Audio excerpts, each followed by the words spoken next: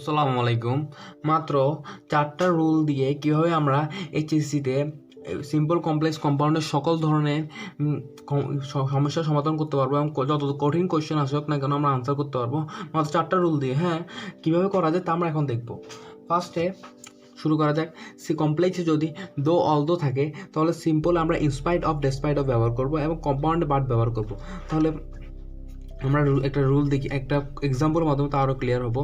যেমন although complex আছে, although they are insolvent, they are যদিও তারা অসচ্ছল, they do not adopt any unfair means to become rich overnight, যদিও তারা অসচ্ছল তারা কোনো ধরনের আনফেয়ার অবৈধ কাজ গ্রহণ করেনি রাতারাতি বড়লোক হওয়ার জন্য বা ধনী হওয়ার জন্য।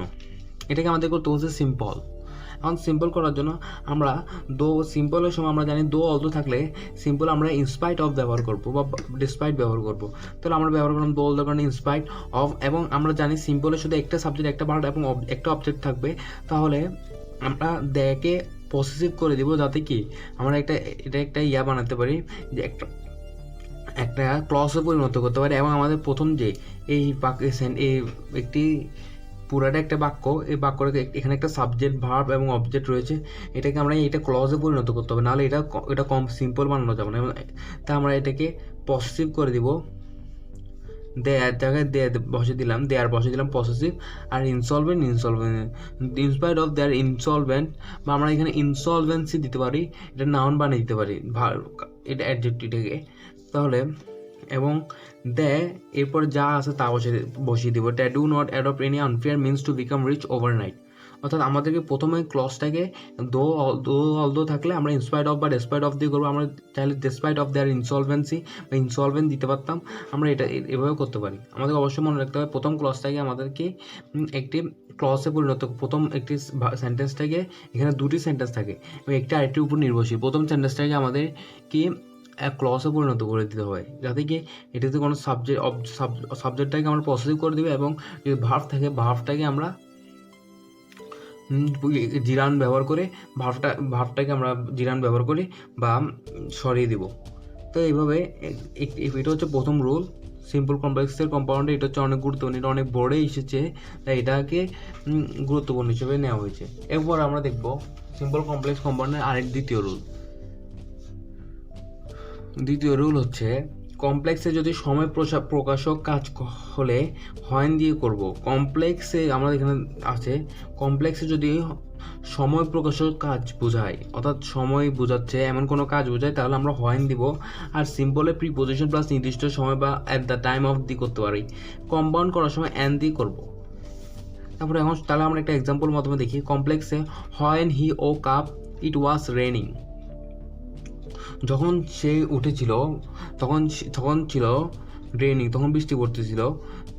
এখন এটা যদি আমরা কমপ্লেক্স সিম্পল করি তাহলে আমরা জানি সময় প্রকাশক, তাই এটা কিন্তু একটি সময় প্রকাশক। যখন সে ঘুম থেকে উঠেছিল এটা একটা সময় বোঝাচ্ছে, তাই এটা হয়েন দেওয়া হয়েছে। আর যখন হয়েন থাকে তাহলে আমরা অ্যাট দ্য টাইম অফ দিয়ে করতে পারি। At the time of his, আমরা জানি সিম্পলের সময় একটা সাবজেক্ট, এই প্রথম সেন্টেন্সটাকে আমরা ক্লজে পরিণত করবো। হিজ করলাম সাবজেক্টের পসেসিভ ফ্রম হিজ। এরপরে আমরা জানি, আমি বলেছিলাম এর রুলের সময়, যে জিরান ব্যবহার করে সাবজেক্টটা ভার্বটার সাথে জিরান ব্যবহার করে ভার্বটা ব্যবহার করতে হবে। যেমন ওকের সাথে যদি আমরা জিরান ব্যবহার করি ওয়াকিং হবে walking up it was raining. এরপর একটা সাবজেক্ট ভার্ব অবজেক্ট এটা আমরা বরাবর থাকবে, এর আগেরটাকে আমরা শুধু ক্লসে পরিণত করতে হবে। আমরা এট দ্য টাইম অফ দিয়ে এটা হয় যদি সময় বোঝায় তাহলে আমরা এট দ্য টাইম অফ দিয়ে করতে পারি। এরপর কম্পাউন্ডের সময় আমরা জানি আমরা জানি কম্পাউন্ডে দুটি স্বাধীন বাক্য থাকে, একটি সাবজেক্ট ভার্ব অবজেক্ট একটি স্বাধীন বাক্য এবং আরেকটি ক্লজ ব্যবহার করে কনজাংশন ব্যবহার করে আরেকটি সাবজেক্ট অবজেক্ট ভার্ব ব্যবহার করা হয়। তাহলে হয়েনটা উঠিয়ে দিব আমরা আমরা কম্পাউন্ড করার সময়। এরপরে আমরা ব্যবহার করতে পারি কম্পাউন্ড হচ্ছে it was raining and he woke up, তখন বৃষ্টি পড়ছিল এবং সে জেগে উঠেছিল। তো আমরা কম্পাউন্ডের সময় একটা সাবজেক্ট ভার্ব অবজেক্ট এবং একটা সাবজেক্ট ভার্ব অবজেক্ট দুটো যোগে করতে হবে। তাহলে আমাদের রুল অনুযায়ী হয়েন থাকলে আমরা অ্যাট দ্য টাইম অফ দিয়ে করবো, সিম্পলে আমরা করেছি, এবং কম্পাউন্ডে অ্যান দিয়ে করব। আমরাও করেছি। এবং আরেকটি একটা হচ্ছে আমরা আবার করতে পারি আরও সহজে, আবার আমরা কোনো ধরনের এইসব সিম্পল করার সময় অ্যাট দ্য টাইম বা প্রিপোজিশন বা নির্দিষ্ট সময় না দিয়ে করতে পারি, যেভাবে যেমন এটা এখানে আসছে it was in 1971 when Bangladesh achieve independence. অর্থাৎ এটা ছিল 1971 সাল যখন বাংলাদেশ অর্জন করেছিল স্বাধীনতা। এটাকে আমরা যদি সিম্পল করতে চাই, আমরা কোনো কিছু না দিয়ে আমরা just Bangladesh achieve independence in 1971 একটা সহজ বাক্য করে ফেলতে পারি। তো আমরা কোনো কিছু না দিয়ে জাস্ট সময়টা দিলাম এবং বাংলাদেশ অ্যাচিভ ইন্ডিপেন্ডেন্স হয়টা প্রিপোজিশনের চিহ্ন সবসময় আমরা কমপ্লেক্সের চিহ্ন আমরা সবসময় তুলে দিব এবং ইট ওয়াজ এটাকে তুলে দিলাম শুধু বাংলাদেশ অ্যাচিভ ইন্ডিপেন্ডেন্স ইন 1971। এবং আমরা সহজে যদি আমরা একটা বাক্য বানাতে পারি তাহলে এইসব কিছু দরকার নেই, তাও আমরা এগুলো মনে রাখবো কখন কোনটা ব্যবহার করতে হয়। এরপর আমরা দেখব তৃতীয় নম্বর রুল হচ্ছে টু বা ফর যদি উদ্দেশ্য বুঝাতে ব্যবহৃত হয় তাহলে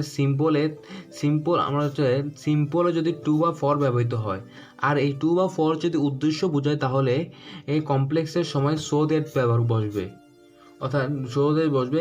এরপর টু ফরের জায়গায় কমপ্লেক্সে আমরা কি বসাবো? So that. কিসের জায়গায়? টু ফরের জায়গায় আমরা সো দ্যাট বসাবো। এরপর এর জায়গায় এবং এরপর subject plus can, could, may, মাইট বসাবো, এরপর ভার্ব বসবে। অর্থাৎ আমরা যদি সহজে বলি, সিম্পলে যদি টু বা ফর যদি উদ্দেশ্য বোঝায় তাহলে কমপ্লেক্স করার সময় সো দ্যাট প্লাস এরপরে subject plus can, could, may, might plus verb বসাবো। এবং কম্পাউন্ড করার সময় subject plus verb plus object plus and যোগে subject wanted to plus verb. এখন ওয়ান্টেড কখন বসবে? যদি প্রেজেন্ট ইনডিফিনিট হয় তাহলে, এবং থার্ড পারসন সিঙ্গুলার হলে ওয়ান্স বসবে, আর থার্ড পারসন সিঙ্গুলার না হলে প্রেজেন্ট ইনডিফিনিট হলে শুধু ওয়ান বসবে, আর যদি পাস্ট ইনডিফিনিট হয় তাহলে ওয়ান্টেড বসবে, আর টু উদ্দেশ্য যোগে ভার্ব বসবে। তো আমরা একটা এক্সাম্পলের মাধ্যমে দেখি। Simple, we eat to live. আমরা খাই, উদ্দেশ্য কি? আমরা খাই, কেন খাই? বাঁচার জন্য। উদ্দেশ্য হচ্ছে বাঁচার জন্য খাই। এখন আমরা এটা কমপ্লেক্স করার সময় উই ইট সাবজেক্ট ভার্ব এবং আমরা জানি টু এর বদলে বসবে সো দ্যাট এরপর একটা সাবজেক্ট হচ্ছে উই মে লিভ। আমরা জানি ক্যান, কুড, মে, মাইট বসাবো। এটা যেহেতু প্রেজেন্টে আছে তাহলে আমরা মে বসালাম, এরপরে অবজেক্ট ভার্বটা আবার একটা টু লিভটা বসে দিলাম। এরপরে কম্পাউন্ড করার সময় আমরা জানি subject verb object, subject verb, এরপরে উই ইট অ্যান্ড, এরপরে অ্যান বসাবো অ্যান্ড এটা যেহেতু প্রেজেন্টে আছে ওয়ান, এরপরে উদ্দেশ্য টু লিভ আমরা রুল অনুযায়ী বসাবো। এটা হচ্ছে 3 নম্বর রুল। এগুলো হচ্ছে অনেক ইম্পর্টেন্ট পরীক্ষার জন্য। এবার 4th নম্বর রুলটা হচ্ছে খুবই গুরুত্বপূর্ণ রুল, যা আমাদেরকে মাস্ট বি জানতে হবে। কমপ্লেক্সে যদি এনপি হচ্ছে নাউন অথবা প্রোনাউন, অর্থাৎ কমপ্লেক্সে যদি নাউন অথবা প্রোনাউন থাকে প্লাস রিলেটিভ প্রোনাউন, আচ্ছা আরবি হচ্ছে রিলেটিভ প্রোনাউন হচ্ছে হু, হুম, হুইচ, এগুলো হচ্ছে রিলেটিভ প্রোনাউন থাকে, তাহলে এরপরে ভার্ব প্লাস এক্সটেনশন হবে। এবং তাহলে কমপ্লেক্সে এটা থাকলে সিম্পল করার সময় রিলেটিভ প্রোনাউনটা উঠিয়ে দিব, এরপরে ভার্বের সাথে আইএনজি যোগে এক্সটেনশন করে দিব। কম্পাউন্ডে সাবজেক্ট ভার্ব অবজেক্ট, এরপরে অ্যান্ড সাবজেক্ট ভার্ব অবজেক্ট। এটা খুবই সহজ। কম্পাউন্ডে অ্যান্ড দিয়ে প্রায় আমরা অ্যান্ড দিয়ে যোগ করার চেষ্টা করব। শুধু একটা ক্ষেত্রে অলদো থাকলে খালি বাদ বসে, এটা আমাদেরকে খুব মনে রাখতে হবে। তাহলে আমরা দেখি এক্সাম্পল দেখবো একটা। কমপ্লেক্সে আদনান হু played yesterday is a new কামার। তাহলে এটাকে সিম্পল করার সময় আমরা কি করব?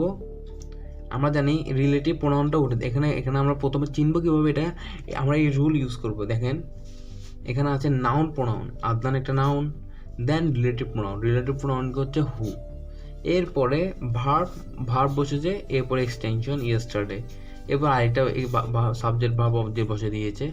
এটা আমাদের প্রথম, এখন আমরা কি এটা করার সময় আমাদের প্রথমে রিলেটিভ প্রোনাউনটা উঠে যাবে, হুটা উঠে দিলাম, এরপরে ভার্বের সাথে আইএনজি, প্লের সাথে আইনজি যোগ করে দিলাম প্লেইং, এরপর এক্সটেনশনটা দিয়ে দিলাম এই স্টার্টে। এরপর দ্বিতীয় ক্লজটা শুধু আমরা সাবজেক্ট বসিয়ে সাবজেক্ট ভার্ব অবজেক্ট করে আমরা করে দিতে পারবো। ইজ এ নিউ কামার, কে নিউ কামার? আদনান, আদনানটা সাবজেক্ট ভার্ব এরপর অবজেক্ট। এবার আমরা অতি সহজে এটা করলাম। এরপরে হচ্ছে কম্পাউন্ড করার সময় আমরা কী করবো? কম্পাউন্ড করার সময় জানেন subject verb object, Adnan subject verb object, এরপরে এন যোগে আবার subject verb object, subject verb object. এটা হচ্ছে আমাদেরকে রুলটা মুখস্থ রাখতে হবে, মাস্ট বি। এরপরে দেখবো আরেকটা রুল এখানে, মানে কি এটা হচ্ছে 4-এর মধ্যে এরকম রিলেটিভ প্রোনাউন দিয়ে আমরা 3টা রুল রয়েছে, এই 3টা রুল আমাদেরকে ভালো করে জানতে হবে। আমরা রিলেটিভ প্রোনাউন দিয়ে সেকেন্ড রুলটা দেখি। সিম্পলে যদি সাবজেক্ট বা অবজেক্ট যদি ভিন্ন হয় এবং এক্সটেনশন করার কোনো সুযোগ না থাকে, তাহলে প্রথমে ইট ইজ লিখে সাবজেক্ট বা অবজেক্ট এর যেটা গুরুত্বপূর্ণ সেটা লিখতে হবে, plus relative pronoun plus extension. অর্থাৎ আমরা বলতে পারি সিম্পলে একটা বাক্য রয়েছে যেটাকে আমরা কোনো ধরনের এক্সটেনশন অর্থাৎ অতিরিক্ত কোনো বাক্য যোগ করে আমরা কি করতে পারছি, কি আমরা কমপ্লেক্স বানাতে পারতেছি না, তাহলে আমরা কি করব? শুধু প্রথমে ইট ইজ যোগ করে দেব, ইট ইজ যোগ করে সাবজেক্ট ভাবে যেটা গুরুত্বপূর্ণ সেটা লিখে এরপরে রিলেটিভ প্রোনাউন যোগে এক্সটেনশন করে দেবো। যেমন আমরা একটা এক্সাম্পল দেখি, যেমন এটা হচ্ছে সিম্পল সেন্টেন্স যেমন সিম্পল সেন্টেন্স আমরা বুঝবো কেন, একটি সাবজেক্ট ভার্ব একটা অবজেক্ট। কত সুন্দর সিম্পল সেন্টেন্স বোঝার হচ্ছে এটা একটা উপায়, একটা সাবজেক্ট একটা ভার্ব এবং একটা অবজেক্ট থাকবে। তাহলে এখানে হচ্ছে আমরা কমপ্লেক্স করার সময় আমরা কী করবো? আমাদের এখানে আছে ইট ইজ লিখবো, ইট ইজ দিলাম, এরপরে আমরা দিব সাবজেক্টটা দিলাম দে, রিলেটিভ প্রোনাউন যেহেতু এটা দেয় মানে পার্সনের ক্ষেত্রে রিলেটিভ প্রোনাউন সবসময় হু বসে, তাহলে হচ্ছে হু, এরপর হচ্ছে আর পিস লাভিং এক্সটেনশনটা যা আছে তা বসিয়ে দিব। এবার এটা হচ্ছে দ্বিতীয় রুলটা গেল হু রিলেটিভ প্রোনাউন। এবার রিলেটিভ প্রোনাউন লাস্ট রুল যেটা দেখবো এটা হচ্ছে, এটাও খুব গুরুত্বপূর্ণ।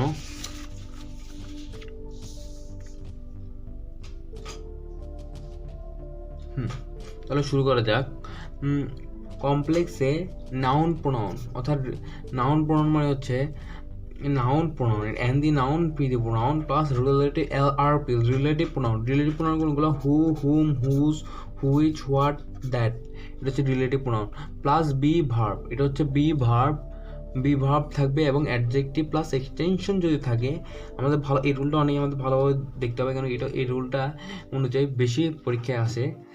Noun pronoun plus relative pronoun, noun প্রোনাউনের পর রিলেটিভ প্রোনাউন থাকবে। আমরা একটা আগে রুলের মাধ্যমে এগুলো দেখব।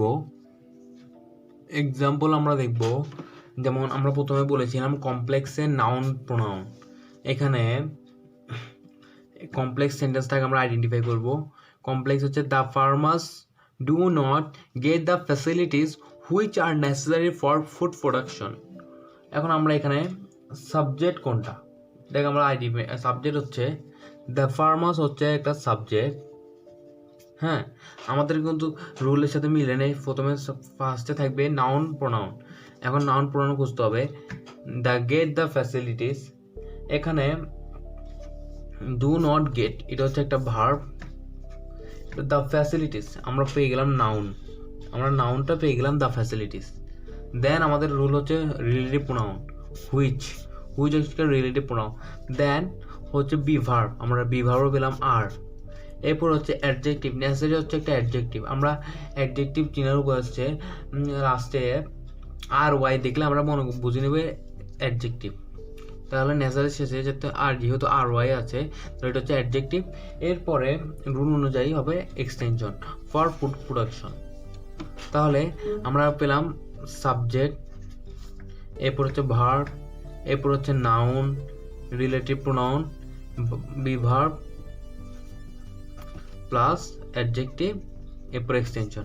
এটা হচ্ছে আমাদের কমপ্লেক্সে আমাদের যে সূত্রটা আছে সূত্র অনুযায়ী আমরা এগুলো পেলাম। এরপরে এগুলো থাকলে আমরা সিম্পল কীভাবে করবো এটাও দেখবো, অ্যাডজেক্টিভ প্লাস নাউন প্রোনাউন। এখন অ্যাডজেক্টিভ প্লাস নাউন প্রোনাউন কীভাবে আমরা বের করবো? এখন আমাদের দ্য ফার্মার্স সাবজেক্ট যা আছে ডু নট গেট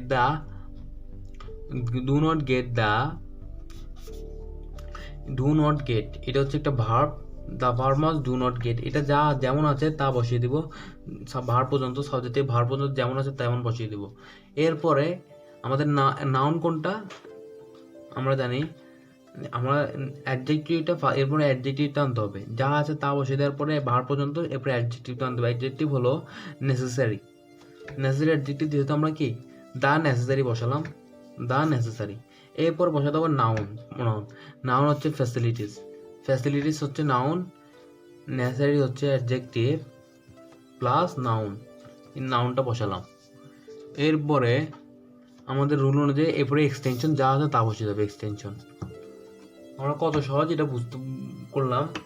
আমাদের নাউন আমাদেরকে আইডেন্টিফাই করতে হবে নাউন কোনটা, অ্যাডজেক্টিভ কোনটা। এখন নাউনটা আমরা পেলাম, প্রথমে অ্যাডজেক্টিভটা বসিয়ে এরপর নাউনটা বসিয়ে দেবো। এরপরে ফার্স্টে নাউন থেকে ফার্স্টে সাবজেক্ট থেকে ভার পর্যন্ত যা আছে তা বসিয়ে দেবো। এরপরে নাউন আর অ্যাডজেক্টিভটা শুধু পরিবর্তন করব, এরপরে এক্সটেনশনটা বসিয়ে দেবো। এভাবে সিম্পল করার নিয়ম, খুব সহজে করবো এভাবে। এরপরে কম্পাউন্ড। কম্পাউন্ড কীভাবে করবো? কম্পাউন্ডে আমরা জানি কম্পাউন্ড হচ্ছে একটা সান অ্যান্ড প্লাস সাবজেক্ট প্লাস বিভার প্লাস অ্যাডজেক্টিভ। তাহলে এখানেও same, the farmers do not get the facilities. Subject থেকে ভার পর্যন্ত কোনো ধরনের পরিবর্তন হবে না। এরপরে সাবজেক্ট থেকে ভার পর্যন্ত কোনো ধরনের পরিবর্তন হয়নি, যেমন আছে তা আছে।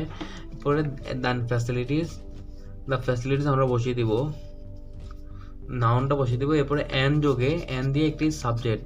এখন ফ্যাসিলিটিস এটা কি? এটা তো বস্তু বাচক, তাই এটাতে ইট বসিয়েছি। এরপরে ইটের সাথে আমরা প্রেজেন্ট তাই বসাবো ইজ। এরপরে নেসেসারি হচ্ছে অ্যাডজেক্টিভ। আমরা জানি যে এখানে রুল অনুযায়ী বিভাগের উপরে অ্যাডজেক্টিভটা বসালাম নেসেসারি। এরপরে ফুড প্রোডাকশন হচ্ছে এক্সটেনশনটা বসালাম। এই চারটা রুল যদি আমরা ঠিক মতো মুখস্থ করতে পারি, তাহলে আমরা এইচএসসিতে যে কোনো কোয়েশ্চেন আমরা সহজে আনসার করতে পারবো সিম্পল কমপ্লেক্স কম্পাউন্ডে। আমাদের সাথে থাকার জন্য ধন্যবাদ। আসসালামু আলাইকুম।